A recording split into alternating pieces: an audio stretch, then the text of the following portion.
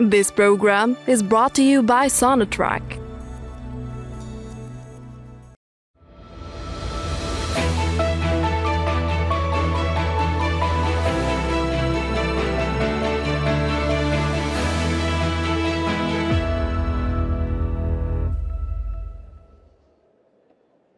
Hello there, ladies and gentlemen, and welcome to tonight's special edition that is going to be dedicated on the Gas Forum, that is the 7th Forum for Gas Exporting Countries. We're going to be delving into many questions that are making headlines at the top of the hour in many international channels. And here with me, I have two distinguished guests that are going to discuss with me these questions. We have a South African journalist named Jean-Jacques here with me. Thank you for agreeing to be with us. And also from Bulgaria, we have Svetoslav Stevanov, who is a Bulgarian journalist, also specialized in economy and other matters. Thank you so much for agreeing to be with us. And from Paris via Skype, we're going to be joined by Abdunnour Toumi, a Maghreb affairs and study expert from Paris. Mr. Abdunnour, thank you so much for agreeing to be with us. Good evening, and thank you for having me on the show. Thank you so much. Let's delve right into discussions. And my first question goes for you, Mr. Jean-Jacques. This gas summit has been highlighted as a very important summit that is going to perhaps outline important, let's say, decisions or measures that is going to be in the favor of these gas exporting countries. But can you give us more insights about the implications, or let's say the geopolitical implications the gas exporting countries forum came in? Karim, I'll tell you frankly, I was disappointed when I was invited, because I immediately started looking this up. It's not my area of expertise, at how little had been written or said about it in the media, in South African media, the British, Western media generally, European. So I looked it up, and when I worked for a number of, I service a number of radio stations, newspapers, blog sites, that sort of thing. It was not something that they gobbled up immediately. So when I explained, using the cliche that I think is much overused already, that this is the OPEC of gas, their ears pricked up a bit. And for South Africans particularly, when you speak about any form of energy, their eyes glaze over, because as the country that emerged into democracy, we had one achievement, and that was we sold energy to all our neighbors. And we were able, for example, to host aluminium smelters, enormous users of energy, because we had it.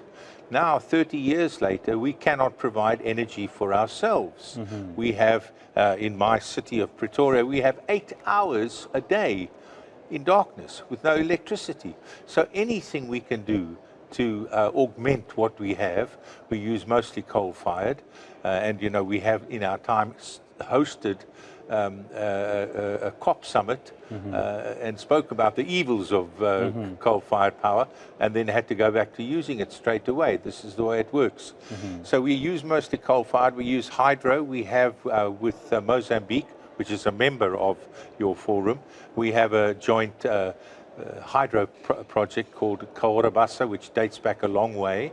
And we have gone more and more to solar privately. You know, my neighbors, if I was not a journalist and did something that earned lots of money, I'd be buying solar myself. That would make it easier. But in his budget last week, President Cyril Ramaphosa said we have to look for alternatives, cleaner alternatives, sustainable alternatives. And he mentioned gas. And that is why I'm here, to see if there's any possibility that we in South Africa are going to be able to achieve this, buy gas. And we, of course, it's coming on stream in Mozambique. You know, they've had their problems with Cabo Delgado and the insurgencies up north of the country, where the gas fields are. But they are they're coming aboard now. And I'm told, speaking sort of unofficially to Algerians, that there's some possibility that we could be buying gas from Algeria. We do have very, very old fraternal ties, our two countries, and I'm sure that people would be very happy to do that if it were to ease the energy crisis that we have. So energy crisis exists everywhere, and there are many countries experiencing this problem, Mr. Stefanov. How do you think gas is going to help these nations who are having such crises in light of the opposition, especially in Europe? And you're coming from this continent. Can you tell us why this opposition toward gas? Well, there are many reasons, and one of the reasons of this opposition against gas in the last 2 years is because very deep implications after the war that started in Ukraine. Well, it was exactly 2 years ago, and in the first 2 months after the war started, the gas prices in Europe plummeted twice, 3 times, 4 times for, let's say, a couple of weeks. And after that, or immediately after that, gas flows started to be cut down by Russia, and this is one of the reasons. The other reason is that, gas is a bit cleaner than coal and oil, but it still is a fossil fuel. So it emits things that we don't have to emit anymore in the atmosphere, because we'll see what climate change is doing. Europe starts to become a desert. There are parts of Europe, I mean, in Spain, in Greece, a process of desertification comes. So because of these 2 reasons, generally in Europe, there is an opposition against using fossil fuels as a whole, and natural gas too. Is the world ready for an abrupt transition without gas, without fossil fuel, knowing that such alternatives are really costly, don't you think? It's not. It's a very definite answer. It's not. Because we are talking about, let's say, energy transition from 30 years. At least what I remember, it's about 30 years. But we haven't started to make this transition, at least in the last decade. In the last decades, really, the steps have been made. Many solar parks, many wind parks. So 10 years are not enough. We need, let's say, 20 more years, and then we'll be able to make this transition from fossil fuel to clean energy. So we start generally right now. Very good. A prompt jump will be a disaster. Yes, definitely. And that's what I was saying. Let me just invite Dr. Abdelnour to me to join us for this debate. Mr. Abdelnour, what is your opinion when it comes to the discussions that are taking place here at the summit? How do you think these discussions are going to impact global energy security and market stability? Are we expecting any positive outcomes, perhaps?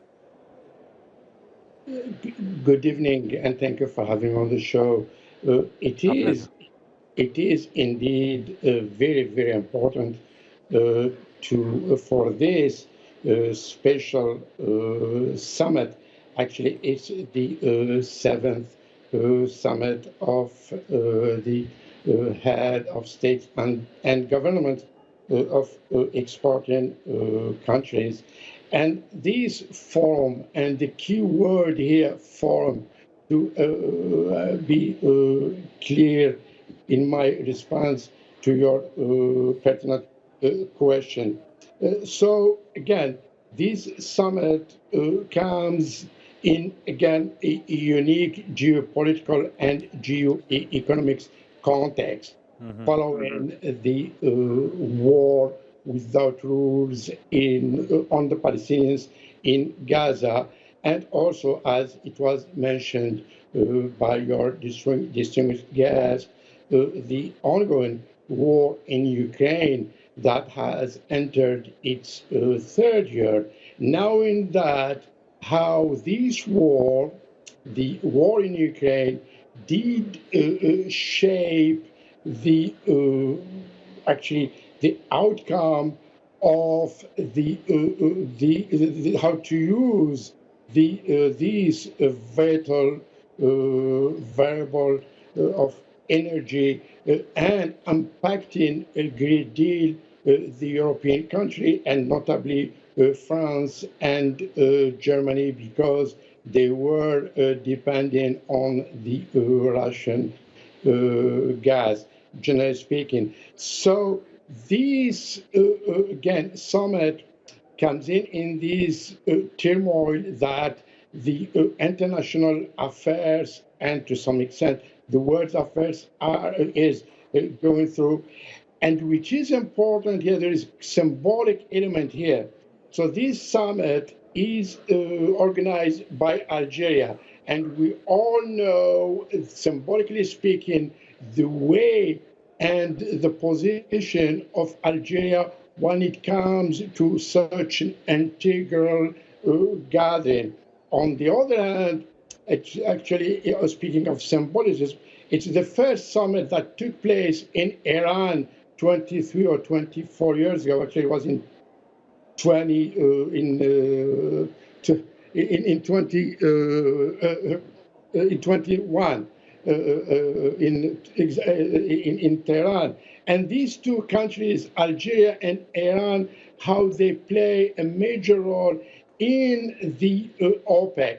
So I'm trying to make the link here, how this forum will turn into a solid and a powerful cartel like the OPEC, and this comes and this is in the hands on those leaders of actually the main 12 leaders of this forum, and how will actually impact also what we call now the equation of the global south versus the global north, meaning by that the West. And we all know how the West, and when we speak about the West, the classic West, how, I mean, they are gathering in their G7 and their policies of the G7, how it's impacting the economic policies and finance policies of the southern countries. Therefore, exactly, actually it was mentioned by our friend from South Africa, the John South African. He rose up an interesting element about the media coverage. Actually, I am here, I haven't heard a word about it. I mean, in France, and how this is important. Therefore, the actually the success of this forum is imperative, and also actually will send a strong message to the global north, in which is already in a panic mode. Knowing that those countries like, for instance, Algeria, Iran, Qatar, Azerbaijan, Libya, I mean, they should look from now on for, again, let's put it with like sports metaphor, to play collectively instead of individually. Therefore, to look for, again, an integral process in order to will be have a say in the future. I mean, in this sense, sure, I mean, it will have an impact on world affairs, not only in global oil and gas market, but also in the world affairs in general. Understood. Thank you so much, Dr. Abdenour. To me, let me get back to you here, Mr. Jean-Jacques Corniche. Could you please tell us, I mean, Mr. Abdenour, to me, have been highlighting a lot of important points out there in light of the geopolitical transformations the world is witnessing and the context in which this summit comes. How important is it for this forum to become or to be upgraded, let's say, to a status of an organization such as the OPAC, and what kind of implications does this carry? Well, one of the things that I had read, looking back, is that this is called a cartel light.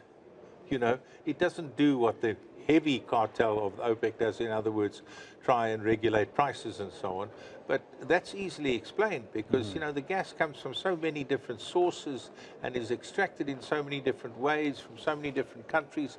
You couldn't regulate the price. And when it goes from via the pipeline or a pipeline, it's cheaper than if it goes via liquid natural gas.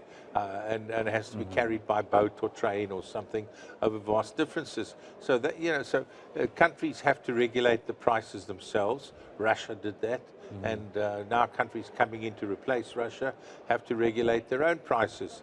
So, but it's vastly important, I think, that this forum should get better recognition if countries like my own need to find alternative sources, and even if they are transitional sources until they can get entirely renewable sources, which is some, I think we mentioned earlier, which is some maybe decades off, before it can be done. It's possibly a pipe dream still. But until that happens, the better that gas sales around the world can be regulated, the better it will be for all of us. And certainly in an African context, one of the things I didn't mention as a source for us, we do have one nuclear power station in South Africa, and there was a huge scandal when we decided we needed another, and Russia came in and wanted to sell it, and at a price that would have bankrupted us completely. And the previous president, Jacob Zuma, was involved in that, and we alleged that there was sort of state takeover, that he wanted to do it. Happily, it was stopped. We could never have afforded it. The French also thought that they could, but no, we could not do it. And the point I'm making is that affordability in energy, on that grand scale, we saw that it could ruin us. But countries, smaller African countries who are looking for investment, looking to prosper, looking to grow their economies, need more reliable energy sources than they have. And if this can be gas, or gas can play a prominent role in that, then an organization that is properly regulated and properly controlled, that can, again, keep a control over that sort of thing, would be excellent for all of the other 53 African countries, not counting yours and mine. Perfect, perfect. And do you agree with this point that gas is a reliable source of energy, and how does it contribute, let's say, to achieving sustainable goals? Well, in my opinion, gas can be, but first of all, it should be clear set whether this forum becomes a gas OPEC or not. Because in case it becomes a real gas OPEC, then it really can influence the prices. The point here is that, well, in OPEC, in oil OPEC, we have a clear leader. It's Saudi Arabia. But in this OPEC, this gas OPEC that is still not existing, there are several countries that, well, argue who is going to be a leader. We have Iran, we have Qatar, we have Algeria, and let's not forget about Russia. So all these countries, they would like to have a clear say what gas prices would be in the next, let's say, years and decades. Gas has to be affordable, as my colleague said, because it is easily distributed all over the world, maybe not that cheap by tankers, but still it's affordable. Installations for making gas liquid and after that gas again can be relatively cheap. So gas is important. Let it make it affordable for everybody. For me, it has to be, let's say, a message of this summit now. Perfect. Isn't the elephant in the room here that two of the major exporters, the United States and Australia, are not members of the organization? I don't know why that is. I've been asking many people, people shrug and don't give me a proper answer. But if this is to become a significant organization, then surely at the moment the United States is the largest, with 25% of liquid natural gas exports.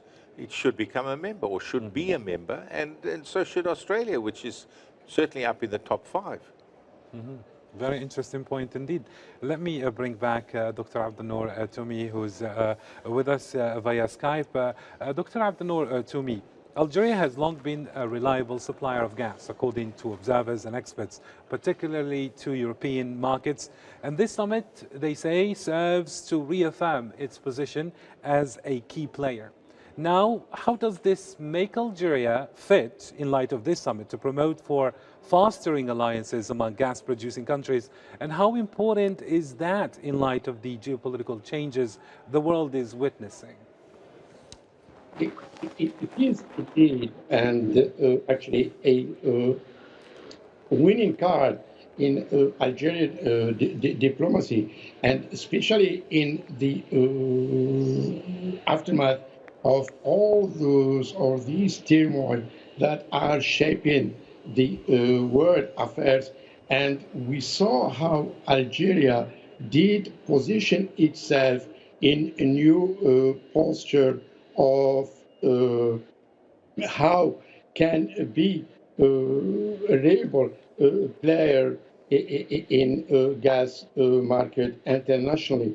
And this actually very interesting because I mean, the energy card has become one of Algeria's foreign policy determinant. And we saw how President Tebboune is pushing for an economic diplomacy. So when we speak about economic diplomacy, sure, it's trade, commerce, and on a bilateral level, but also is actually thinking about this card in order to make Algeria, again, be stronger on world affairs, actually sub-regionally, regionally, and internationally. Actually, was an interesting element was raised by your guest from South Africa about the two Anglo-Saxon countries, the US and Australia. And actually, Algeria has an excellent relation with the US when it comes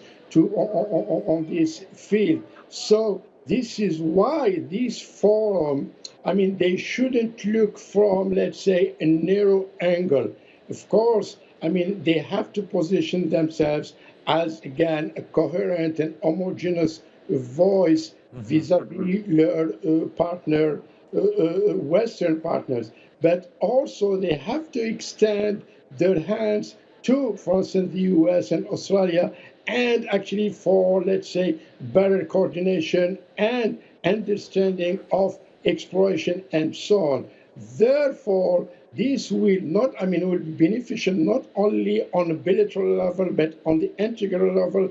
And then this forum, when he becomes, let's say, I mean, now as I heard, it's a light cartel, and he became, again, a powerful cartel, will again shape the entire world affairs imperatives and objectives of those countries, again, on each country, because it's very interesting from this forum, it is represented by the 5 continents. And there is another element here. We don't have to forget the 2 big consumers of these of energy, the 2 regional powers in Asia, India and China, and how they will be playing again with those countries. Very good. Mr. Jean-Jacques Cornish, what are the primary shared interests for gas-producing countries, technically, that compel them to collaborate more closely, let's say, in such forums or organizations? And how do these interests shape international energy policies? Well, we're not members, so you know, we are looking for what we can get out of it. Those that are members, I imagine certainly the 8 Africans, for example, the more that the prices are uniform and they can be guaranteed to make a profit for them, the better it is for them.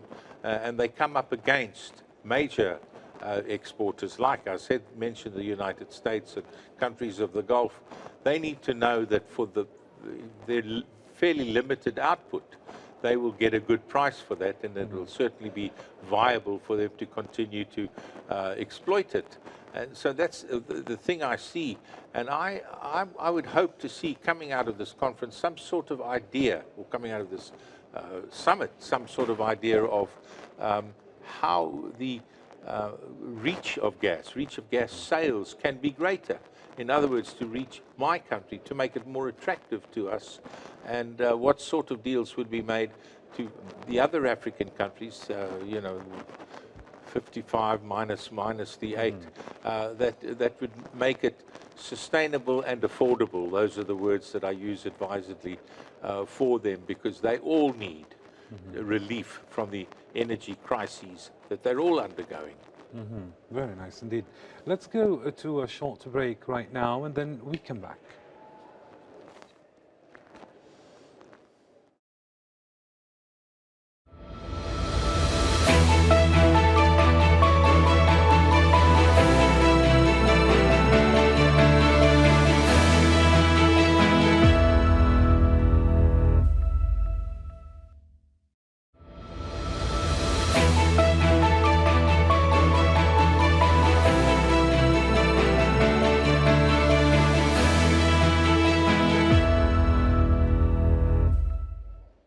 Welcome back, dear viewers, and here let me catch up on the debate with Mr. Stefanov.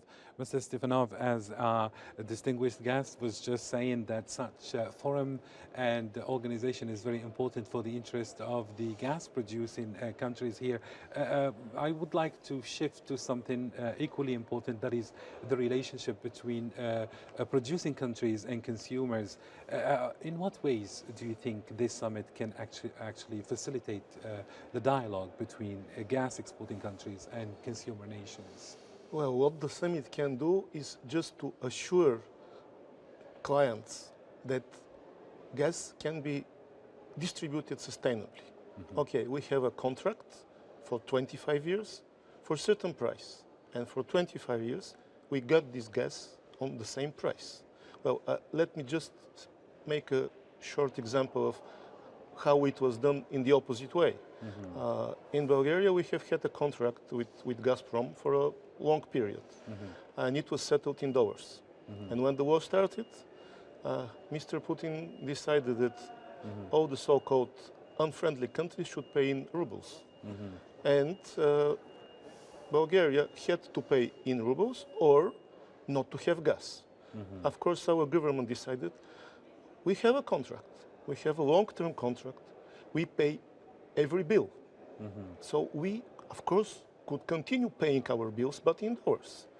And then Mr. Putin said, no, no in dollars, sorry, in rubles, and he stopped the gas. So if producers are doing such things, it's not good for the clients.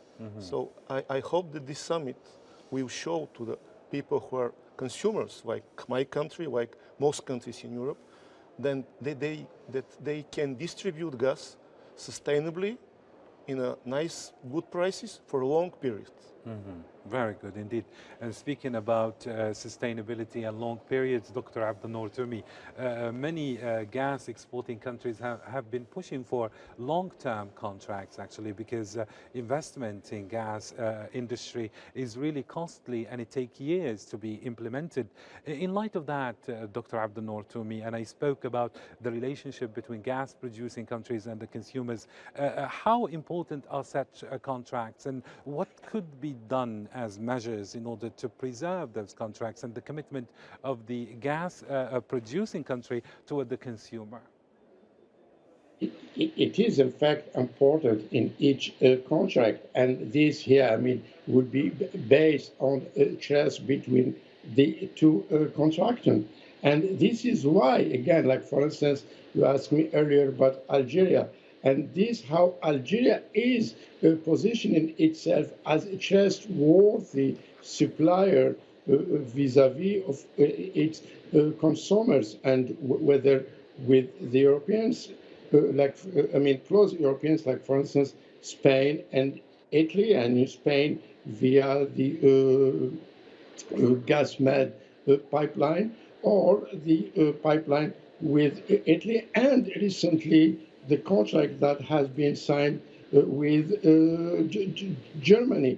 So all this, again, is based on trust and also of the the country's capability to honor not only, I mean, theoretically, but also to, again, deliver and supply, to the needy countries. And we saw that, I mean, lately in the rapprochement between Algeria and Turkey, and how the Turks are again pushing very hard, and again kind of making like a soft turn vis-a-vis to Algeria and Azerbaijan because of some, let's say, political tensions with Iran. So Turkey is looking at Algeria as, again, a credible and a trustworthy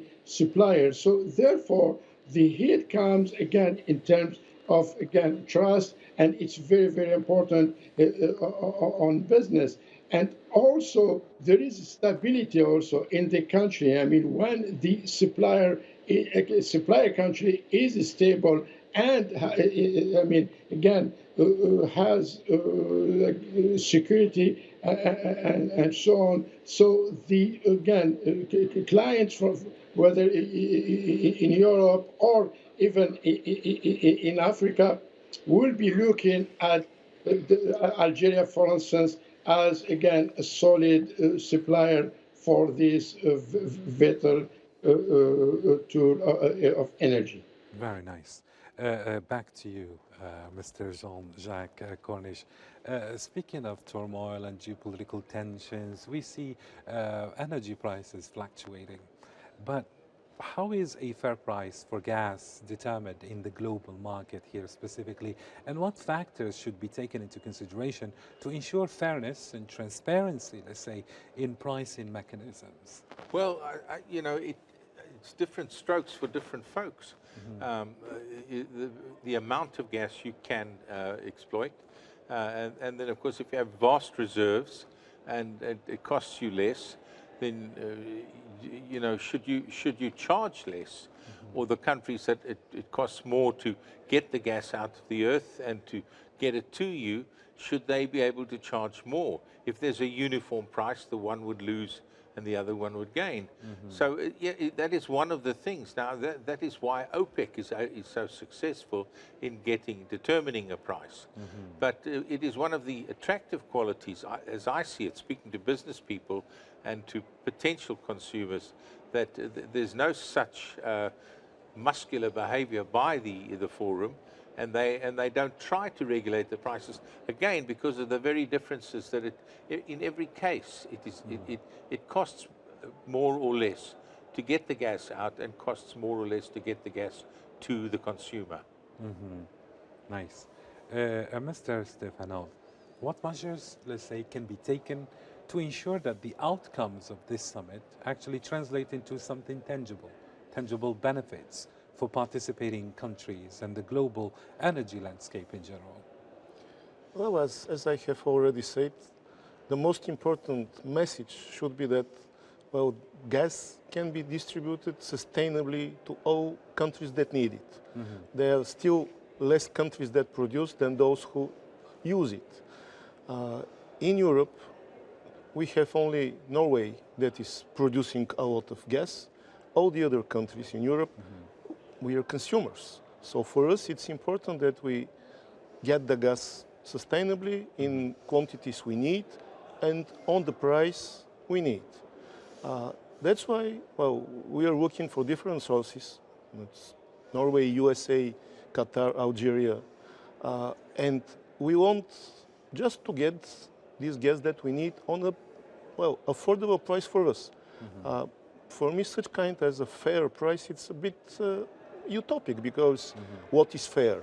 Fair is for somebody that is something he actually profits, and for the other, it could not be fair. But that's why I used to say affordable. Something that we can afford to pay without ruining our economy. And is renewable energy affordable? It was not, but it becomes step by step, because the technology is improving with every new year. And for now, for example, in my country, there is a slight difference between the electricity produced via hydro, nuclear, or coal, and the other electricity that is produced via solar, for example. We have a lot of solar centrals in Bulgaria. So the gap becomes smaller and smaller. We also have gas producing, electricity produced by biogas, but after Russia stopped the gas, most of these centrals has to stop just because they don't have the fuel. And then we started to switch to more solar. In the last 2 years, we built a lot of solar capacity just because we have to make it. Yeah. So when put on the spot, well, you need to find desperate measures, innovative measures, whatever makeshift we can do to survive. Our solar panels are cheaper now than they've ever been in South Africa. As I said, if I could afford to, I'd love to be able to become completely independently of our electricity source, because it breaks down all the time, or there are actually official cuts. And the solar people are doing a roaring trade in South Africa. And it was always believed that there was a vast gap between solar and other generators. Now that gap has narrowed significantly. But there is a very big infrastructure that you have to put up to get the kind of capacity, output that you're looking for. But it's there. I mean, we have the ground, we have the sun. Why not? Definitely, but then when we speak about renewable energies, we speak also about different kind of uses for of this energy. Now, do we really have alternatives for different kinds of usages, let's say? Well, we need to be able to store it. That's the point. To put up a solar, the solar panels are not expensive or less expensive now, but it's the batteries. You've got to put up enormous batteries, and you know that costs a huge amount of money. But it's not beyond the wit of man if we have to have it. This is power. You know, we say that it's axiomatic that you cannot have prosperity. We both know that in our countries without stability. When there's instability, you've got a real problem. Well, if you don't have the energy, I believe you have an equal problem. You know, security and electrical power are the two things you need for prosperity, and we all need to prosper. Definitely. Let me get back to Dr. Abdulnoor Toumi. We see, Dr. Abdulnoor Toumi, there are different views when it comes to the future of energy. Here I want to ask you, how does Algeria actively contribute to bridging these different views on the future of energy, and what impact does this have on global energy security and cooperation? And again, Algeria is positioned itself following all these changes that are taking place on world affairs and also on the domestic needs and consumers. And there are some behaviors that are, again, taking place and need to be changed. And this is, again, in midterm and eventually in long term, again, a coherent policy when it comes on these vital element in daily life basis. And as it was stated, I mean, stability, security, and also prosperity. So again, the modern societies, I mean, they need, I mean, to use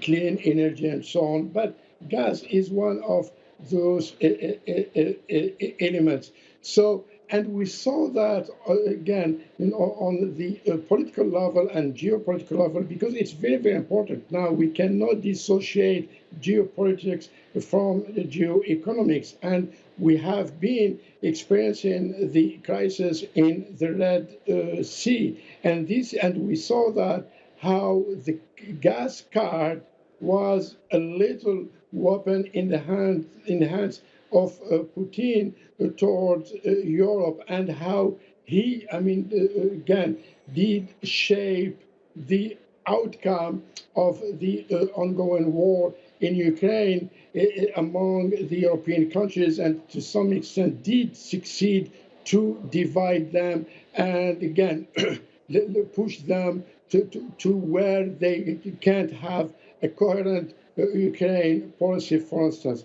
So Algeria now is, again, having these, I say, blessing and these energy. So it should, again, have a very wise policy and push not only for the domestic market, but also for the sub-regional, regional, and international.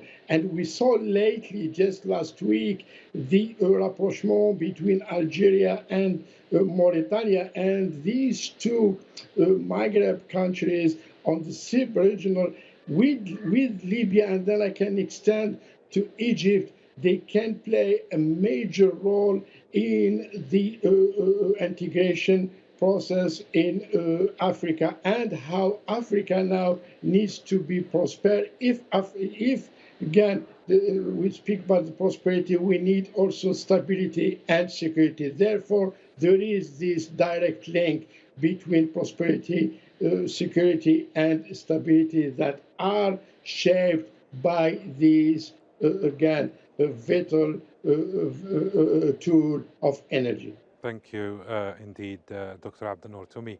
And just to wrap up, I would like to give final word to my distinguished guest, beginning with you, Dr. Jean-Jacques Cornish.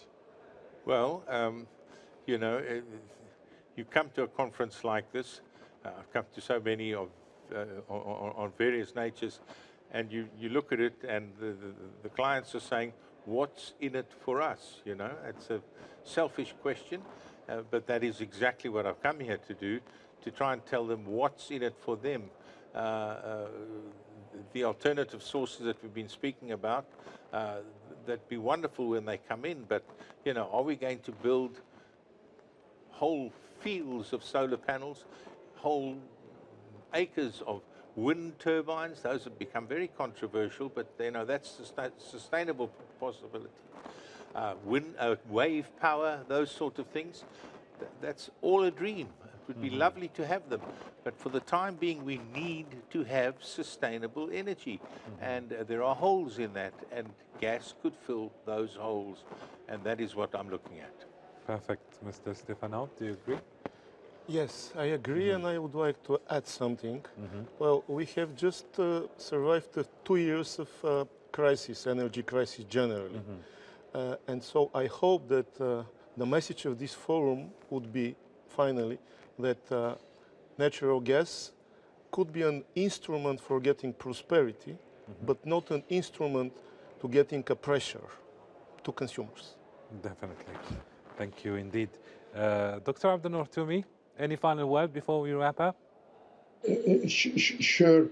I would add, like for instance, for Algeria, again, has to push for its energy diplomacy that is, again, putting Algeria in the front seat, and also look larger for, again, a solid integration process in the Sahel and also in Africa.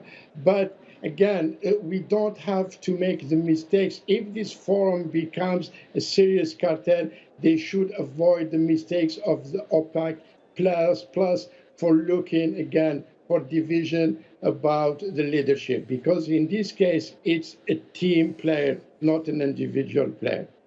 Thank you indeed. Thank you to all of you, my distinguished guests, for being with us and having all these insights with the viewers. And thank you, dear viewers, for keeping it here on All 24 News Channel. And you can come up or come and meet us again tomorrow for more updates on the outcome of the summit. Thank you and take care.